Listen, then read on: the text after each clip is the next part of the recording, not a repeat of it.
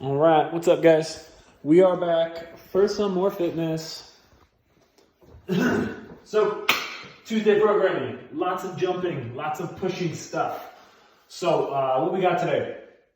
Your warm up, you're going to start with 3 rounds. You're going to do 20 bunny hops forward and backwards, and then 10 bunny hops left and right.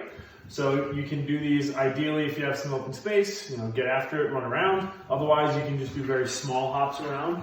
But all we're looking to do, again, bunny hops, just really warming up the calves and the Achilles. Forward for 20, backwards for 20, and then we're going to the side for 10, and then coming back for 10. And you're gonna go through that 3 times. So a lot of hopping, really just warming up the calves. After that, you're gonna do 2 rounds. You're gonna do a 15-second piked handstand. You're gonna do 10 shoulder taps from that pike position. And then you're gonna do 5 slow push-ups. So for the piked handstand hold, feet are gonna go up on an object, like the arm of your couch, chair, bench, anything like that. You're gonna walk your hands back so that you can stack everything, hip, shoulder, wrist. And then from there, you can make it harder depending on where you're at. So for a normal piked handstand, this is what we're looking for. Right about here. Then I can make it harder by coming up on my tippy toes. I can make it harder again by bringing one foot up over my body and having this other foot just kind of tapping off the bench here. So those are just, again, a couple options to make it harder or easier depending on your skill level.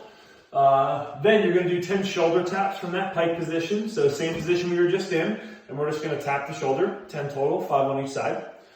Then you've got 5 slow push-ups. So from your knees, from your toes, or on an elevated object. All we're looking for is perfect range of motion and lots of control. So again, no prescribed tempo. Just make sure that elbows are tucked in, belly's tight. And then when I come down, my forearm is perpendicular to the object that I'm pressing on. And again, I want slow reps the whole time. So whole thing, slow on the way down, and then slow on the way back up as well. So that's your warm up. Once you're done there, you've got 3 sets. For your skill, you're going to do a wall walk plus a 10-second handstand hold. You can add in, again, to make this more challenging, you can add in a little bit of a freestanding hold if that's something that you're comfortable with. For the wall walk, the goal is to try and get your nose all the way to the wall. If you're not comfortable with that, then you're just going to go as high as possible each time. But you're going to start from a fully prone position. So again, I'm going to start laying down on the ground. I'm going to take 1 initial step. So I'm going to press up, take 1 initial decent sized step. And then from there, it's all small movements as I walk as far back as I can comfortably. Touch my nose to the wall in a perfect world. Otherwise, just stop wherever you get uncomfortable. And you're going to hold for 10 seconds. You're going to do 3 of those. No timer, no count, anything like that. So next up, for your strict handstand push-ups, we have a couple different scaling options. So the strength piece is a 6-minute EMOM of 3 to 6 strict handstand push-ups. So what we're looking for here, first thing is you can scale the range of motion a little bit. So if you're not quite ready for a full depth strict handstand push-up, head all the way to the mat. You can add maybe like a 2-inch barrier, so something small. I personally don't like to add anything more than that because the more you shorten up that range of motion, the less benefit you're getting. Like the less range of motion is generally not going to be a great way to develop that strength. So again, a small change in the range of motion is okay. A big one, not so much. Next scaling option down from there is you're going to do piked handstand push-ups. So same exact position we were in during the warm-up, and you're going to go through a handstand push-up there. A very common flaw that I see with these, and I want to address it now. Again, I always harp on tripod positions when you're pressing. So what I see most often is when you go through a handstand push-up, the head just comes straight down in between the hands, and you create a straight line. And again, that's not what we're looking for. So when I go through a proper piked handstand push-up, what we're looking for is, again, up on the tippy toes. When I start with my head through, like I was in a handstand, on the way down, I press my shoulders and my head out in front of my fingertips. I touch the top of my head to the ground, and then I press up and through on the way back up. Not this. chest and head out in front, touch, chest and head back through. These are very challenging. So, if you're not comfortable with these, what we can do is we can work an elevated push-up. So, your next scaling option is going to be trying to do a push-up of some variation, just working the upper part of the chest and the shoulder a little bit more rather than a normal push-up. So, what you'll do for those, the hardest variation will be a full plank. So, can you see me still? So, the hardest variation will be a full plank. And I'm just going to bring chest as low as I can, ideally all the way to the ground, back up, and I can scale this by taking some body weight off, and I can go chest as low as I can, back up. So this can be another scaling option. And again, think about it kind of like an incline press. So if I were to lay back on a 45-degree bench, something like this, and I would press, it's a very similar motion, again, just trying to work the upper part of the chest. Muscle groups that are a little bit more similar than a push-up to your handstand push-up, so working on that strength. So that's your strength work for the day. After that, conditioning, we are going to hit an open workout at home. So what we've got is open 12.3. This was my first ever CrossFit Open. I did this workout twice. I did all of them twice, some of them 3 times, one of them 4 times. Not recommended. So what it is an 18-minute AMRAP, so pure on sweat fest. You start with 15 box jumps, then you got 12 push press, and then you have 9 toes to bar. If you don't have toes to bar, you can do hanging knee raises if you have something to hang from. Otherwise, you can do a V-up or you can do a dead bug. Those are all options for you today. So this workout is a lot of box jumps. So be very cautious what approach you use to these. The most sustainable method will be stepping down every time and then going through a little bit of a reset. The fastest method will be rebounding. Keep in mind that it's a lot of rebounding box jumps and you are going to be excessively sore in your calves tomorrow if you do that. And then you can always scale by stepping up. So you can step up to a box if you're not comfortable jumping. So box jumps, scale the height. So definitely pick a jump first. And then if you can't jump to 24 inches or 20 inches yet, jump to 15, 10 inches, something like that. Just scale the height a little bit. From there, you can scale to a step up, and again, step up to ideally a 24 or 20-inch object. But if that doesn't work, or if you can't, don't have an object that high, you can just scale the height down further. Then you've got 12 push press. So the RX weight for this open workout, I believe it was 115.75. That's off the top of my head. It might have been 115.80. So 115 pounds for the guys, 80 pounds for the ladies. Pretty sure it was. You want to look it up on your phone while we're going through this? We can confirm towards the end. What was it, 12.3? 12.3. So I think, Caitlin's going to check it, but I think the RX weight was 115.75. Again, this weight, one, it has to be a push press. So this isn't a shoulder to overhead. So that means that you have to dip, drive. You're not allowed to dip, re-dip. So again, a couple of warm-up drills. So as far as strategy goes for these, you should be able to do them unbroken for maybe a couple rounds, and then you might have to break them up eventually kind of towards the middle part of the workout. You might slide back a little bit when you go through a little warm-up.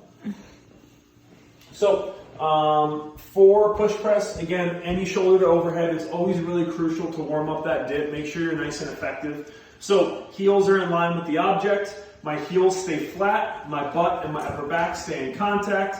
I dip 3 inches down, and then I'm going to add in a little mimic front rack. So I'm going to take my thumbs and I'm going to tuck them into my chest so that my elbows are at about 90 degrees, maybe a little lower, and I'm just going to stand hard and fast. Dip, hard and fast. When you go through these, again, think push press. So push press is dip, squeeze, and press. And that's it. So it's dip, the hip closes a little, and then I squeeze my butt, and I finish by pressing. You are not allowed to do this during today's workout. That is not allowed. You must do a push press. So we're looking for that really excessive shoulder fatigue. So if you don't have a barbell, you can do a dumbbell or you can do an odd object. If you're going to do a one object movement like a kettlebell or a dumbbell, you're going to do 12 total, so 6 on each side. So again, if you're using kettlebell or dumbbell, 6 reps per arm, 12 total each round. Then we've got our 9 toes to bar, our 9 hanging knee raises, or you're going to do your 9 V-ups or your dead bugs. And again, for your V-ups, your dead bugs, you're always in an active position on the ground. So I'm gonna start hollow here, and then I go through some upper and lower movement, whether it's here or the full V-up. So you got 9 reps there. 18 minutes on the clock. So a lot of moving today. Try and find that steady pace. Stick with it. Stay there the whole time. What's the RX weight? 115.75. Okay, cool question. Ladies, 75 pounds. Not 80 pounds.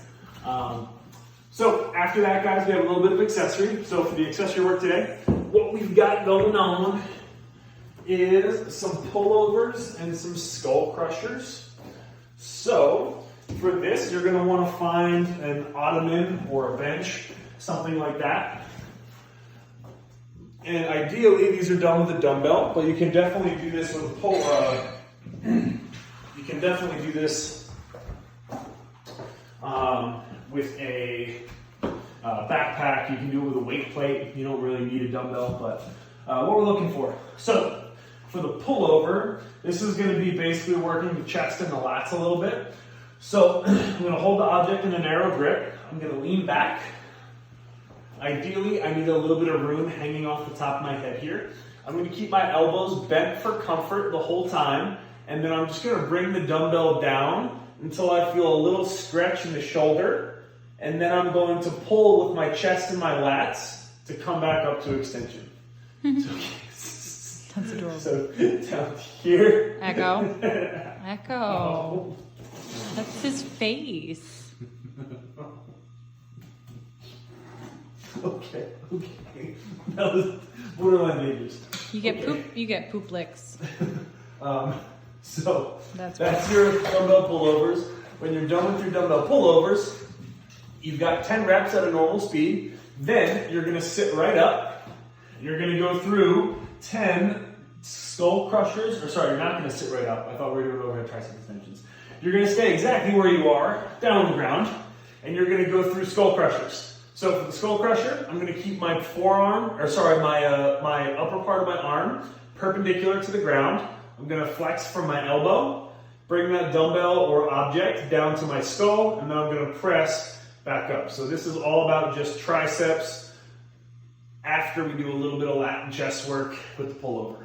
So for those, they're going to be done at a tempo. So the tempo is going to be 3-1, 3-0. So what that tempo looks like is 0 is here. So stay down. So I'm going to go down for 1, 2, 3. Hold for 1, 1, 2, 3. 1, 2, 3. Hold for 1, 1, 2, 3. 1, 2, 3. And you're going to go through them just at that pace. So then after that, we've got some calf raises. The calf raises are also at a tempo. For those, you're going to need to find yourself a stair or a slightly elevated surface. So I'm just going to use the edge of this squat rack here. What we're going to do is a 3-1-X2 tempo.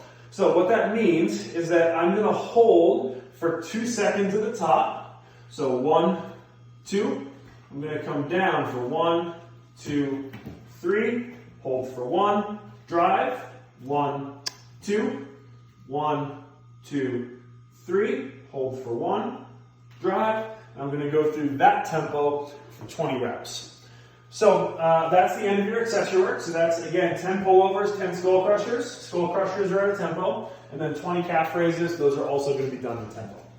After that, we've got a little mobility. So we've got a 1.5-minute twisted cross. So again, our good old chest and shoulder stretch. Demo it. Arm out at 90. Other arm comes up and across. I'm just looking to stretch out this arm back here, this chest, bicep, and then my hip just a little bit. My other stretch is going to be a low dragon. So for that, we're going to take a long lunge position. And what we're going to do is lean all of our body weight out on this front leg. And I'm going to allow this heel to come off the ground a little bit so that I can target this calf and Achilles. And I'm just going to drive that knee down as hard as I can, kind of leaning my body weight on it. You're going to do that for 1 minute on each leg. Back to training for the day. So Tuesday, enjoy. Again, tag us as always, palace.ithaca /Zeus, CrossFit Queens, and we will see you guys back tomorrow.